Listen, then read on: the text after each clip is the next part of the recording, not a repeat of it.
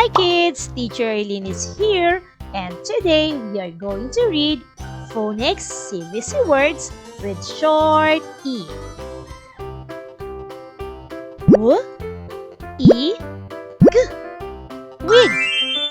Wig. Wig. B, E, B. Bib. Bib. Bib. B, E, N. Bean. Bean. Bean. R, E, B. Rib. Rib. Rib. L, E, T. Lid. Lid. Lid. P, E, K. Pig. Pig. Pig. D, E, P. Dip. Dip. Dip. E, G. Fig. Fig. Fig.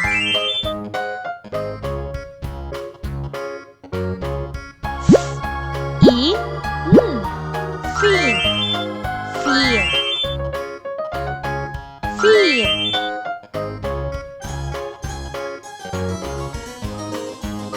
P, E, N. Pin. Pin. Pin. Thank you for your great effort listening to our lesson. Now, it's time for you to read by yourself. Ready? Let's start.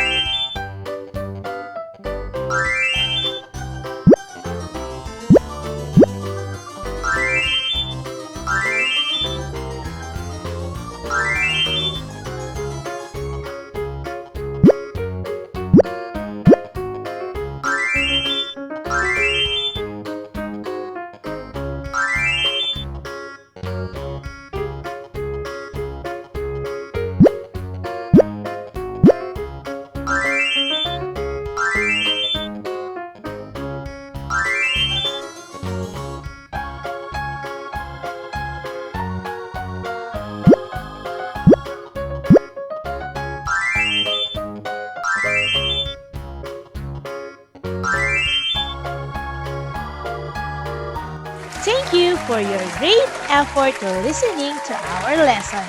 For more educational videos, please do like, share, and subscribe to Teacher Eileen's YouTube channel!